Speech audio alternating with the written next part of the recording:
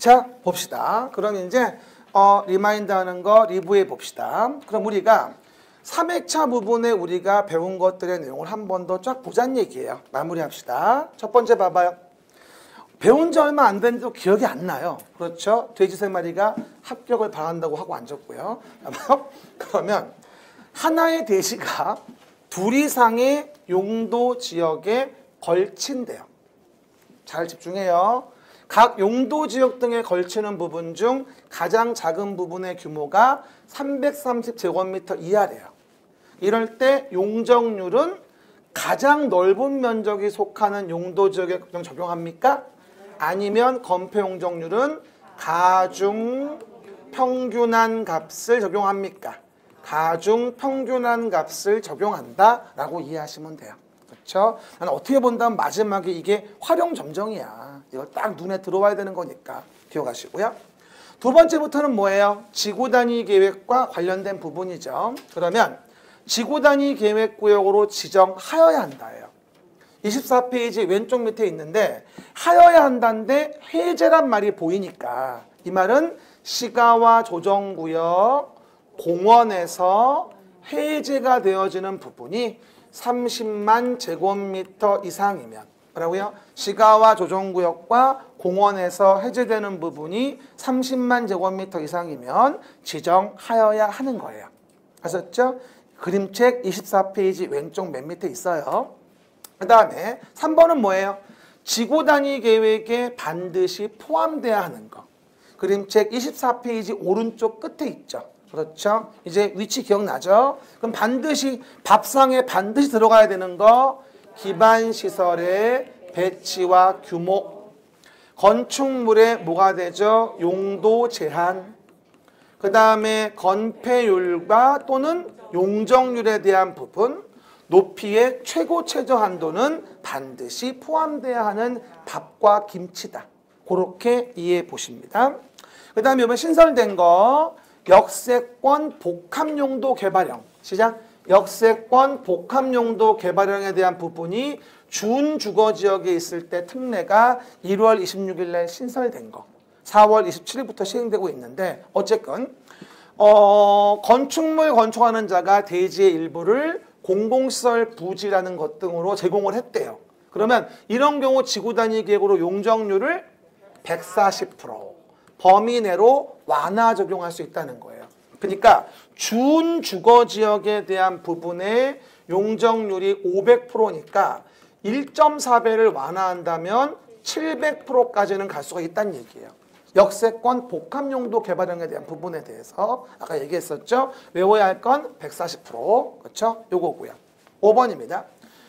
준주거지역인데 역세권 복합용도에 대한 부분의 지구단위 계획구역입니다. 그러면 공동주택의 채광을 위한 확보에 대해서 높이 제한을 200% 이내에서 완화 적용할 수 있다. 이것도 역세권 복합용도 개발형으로 새로 들어온 지문이 되어지겠죠.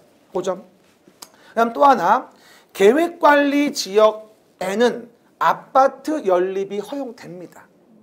계획관리 지역이 아닌 개발진흥지구 일대가 아파트 연립이 허용되지 않는 거죠. 요 지문은 계획관리지역으로서 이게 X예요. 계획관리지역이라면 아파트 연립이 허용되거든요. 계획관리지역이 아닌 곳일 때 개발진흥지구에 아파트 연립을 허용하지 않는다는 얘기죠. 그거 주의하시고요. 그래서 계획관리지역으로서 개발진흥지구의 지구단위 계획구역에 대해서는 공동주택 중 아파트 연립을 허용하지 아니한다. 계획관리지역이면 가능합니다. 계획관리지역이 아닌 개발진흥지구일 때 안 되는 거지. 아셨죠? 그거 주의하시고. 그 다음에 요번에 실효와 관련된 것도 굉장히 중요하죠. 지구단위 계획을 만들었는데 사업에 대한 공사의 착수에 대한 기간이 5년 내 안 했으면 5년 되는 날 다음 날에 지구단위 계획은 효력을 잃어요. 즉 구역이 아니에요. 그쵸? 지구단위 계획에서 사업 착수예요. 봐봐요. 구역에서 계획이면 3년, 계획에서 사업 착수면 5년. 지금은 지구단위 계획에서 시작. 지구단위 계획에서 사업 착수에 대한 부분을 얘기하는 것이기 때문에 지구 단위 계획구역에서 건너뛰면 안 됩니다. 그렇죠? 구역이 아니에요. 지구 단위 계획의 결정고시가 되고 나서 5년 내에 사업 착수 안 하면 5년 된 다음 날 지구 단위 계획은 잃는 거예요. 건너뛴 거니까 실수하시면 안 돼요. 그렇죠? 속지 마시고 한 번 더. 구역에서 계획이면 3년, 계획에서 사업 착수 5년. 가끔은 아는 건가? 이러다가도 중간중간 뭘 잘못 얘기하면 눈빛이 바뀌어요. 그럼 아는 건데? 이런 것 같기도 하고 잘 모르겠어요. 혹시 여러분 스파이 아니에요? 실체를 걸리면 안 되는 그 정도 이해해 보시고 있어요. 사실 내가 스파이예요. 그 정도. 한번 봐봅시다. 도시관리 계획으로 결정해야 한다고 나오죠.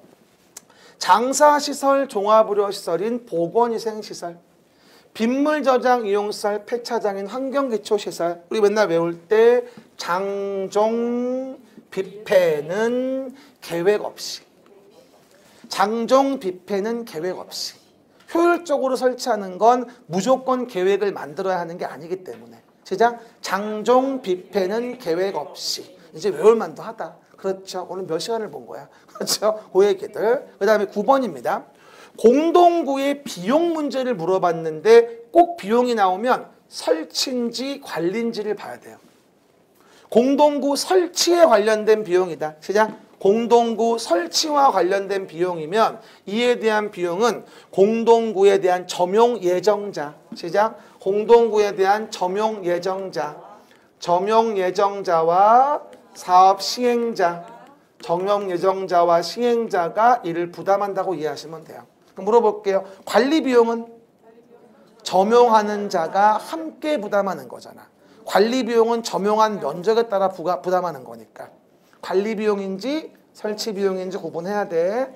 설치 비용은 아예 설치할 때 점용 예정자와 시행자가 부담하고, 만들어져서 공동구에 입주했으면 거기 점용하는 면적에 따라 관리 비용은 내는 거야. 점용하는 자가 함께 부담하는 거지, 그거는. 그래서 설치 비용과 관리 비용 혼동하지 말고요. 여기부터는 이제 도시계획의 시설 사업을 물어보고 있는 거죠. 봐봐요. A도에 B, C군이에요. 같은 도에 있네요. 같은 도에서 관할구역에 걸쳐서 사업이 시행되고 있는 거예요. 근데 시행자는 서로 협의에 정하지만 협의가 성립되지 않았어요. 그러면 같은 도인데 왜 국장이 시행합니까? 말도 안 되죠. 국장이 시행한다는 게 아니라 도지사가 정하는 자. 뭐라고요? 도지사가 정하는 자가 뭐가 된다? 시행자가 되어지겠죠. 도지사도 돈이 없기 때문에 도지사가 정한 자가 시행자가 됩니다. 그거 X. 11번 완전 중요하죠. 행정심판. 행정청이 아닌 시행자의 처분. 시작. 행정청이 아닌 시행자의 처분에 대해서도 행정심판을 제기할 수 있어요. 누구에게? 당의 시행자를 지정한 자에게. 시작. 당의 시행자를 지정한 자를 피청구인으로 해서. 이해가시겠습니까? 그래서 제기할 수 없으면 X고, 또 도시기본계획의 승인을 취소하거나 개발행위 허가를 제한하려는 경우에는 청문해야 한다. 청문 사유가 아니에요. 그렇죠? 청문 사유 불러봐. 허시실 취소 전 청문하여야 한다. 이거였잖아. 허시실 취소 전 청문하여야 한다. 개발행위 허가 취소, 시행자 지정 취소, 실시계획 인가 취소. 됐어요? 아까 27 정 가운데 밑에서 얘기했었죠. 27 정 가운데 밑에 얘기했었습니다. 12번입니다. 도시계획설 부지의 매수 청구에서 시행자가 따로 정해져 있다면 그 시행자, 도시계획서를 설치하거나 관리할 의무가 있다면 의무가 있는 자, 됐습니까? 그 의무가 있는 자에게 매수 청구할 수 있다. 도시계획서를 설치하거나 관리할 의무가 있는 자가 있으면 그 의무가 있는 자에게 매수 청구할 수 있다. 다만 설치 의무자와 관리 의무자가 다르면 누구? 설치할 의무가 있는 자에게 매수를 청구해야 됩니다. 아까 기출문제 풀었죠. LH가 설치 의무자고 서울시장이 관리 의무자면 LH에게 매수를 청구하는 거라고. 설치 의무자에게. 아셨죠? X. 13, 14 요번 신설된 거 아까 잘 봐봐. 이거 나올 거야. 첫 번째. 잘 봐봐요. 여기는 실시 계획이 효력을 잃는다. 지금 요걸 물어본 거야. 실시 계획 효력. 매수 청구나 이런 거 못하게 하려고 꼼수를 쓴 거지 시행자가. 그럼 봐봐. 도시계획설 결정고시일로부터 10년이 지난 이후에 실시계획을 작성 인가했어. 이유는 매수 청구나 도시계획설 실효를 피하려고. 그러면 5년 주는 거야. 실시계획 고시일부터 5년 주고 재결 시청하지 않아. 사업을 안 했어. 그럼 어떻게 돼? 5년 지난 날에 다음 날에 실시계획은 효력을 잃게 돼. 요거는 실시계획이 효력을 잃는 걸 물어본 거야. 도시계획 시설에 효력을 잃는 걸 물어본 게 아니야. 알았죠? 명심하시고. 그런데 20번. 그 도시계획설 결정고시일로부터 20년 되는 날 다음 날 이후 실시계획이 폐지되거나 효력을 잃은 거야. 그러면 이미 20년 지났잖아. 그러면 도시계획설의 결정은 실시계획이 폐지되거나 효력을 잃은 날, 그날 효력을 잃어. 왜? 이미 20년이 지났기 때문이야. 됐죠? 맞는 지문. 난 요 지문 굉장히 느낌이 좋아. 잘 봐봐. 도시계획설 결정고시일로부터 20년 되는 날, 다음 날 이후에 이미 20년 지났어. 실시계획이 효력이 잃은 날이. 그러면 도시계획설 결정은 실시계획 폐지되거나 효력이 잃은 날, 그날 같이 실효해 그냥. 이미 20년 지났기 때문에. understand? 맞는 지문. 꼭 기억하시고요. 그 다음에 마지막으로 15, 16, 17. 15번. 도시계획시설 부지의 매수 청구에서 매수 의무자가 매수하지 아니하기로 했대. 그러면 토지 소유자는 뭐하죠? 허가받아 뭘 설치할 수 있어? 3층 이하의 단독주택, 1종 근린생활시설, 2종 근린생활시설을 허가받아 설치할 수 있다. 하지만 2종 근린생활시설 중 뭐는 제외한다? 단란주점, 안마시술소, 노래연습장, 다중생활시설은 제외한다. 주마연생은 제외한다. 시작. 주마연생은 제외한다. 그 다음에 16번. 공익사업의 인정시기.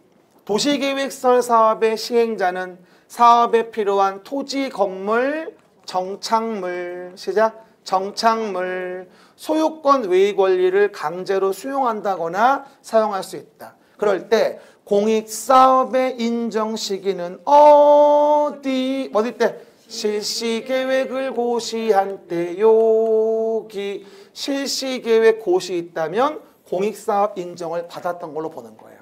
실시계획 고시가 있었을 때가 공익사업의 인정을 간주하는 시기. 됐습니다. 그 다음에 타인의 토지를 재료 적치장 등으로 일시 사용.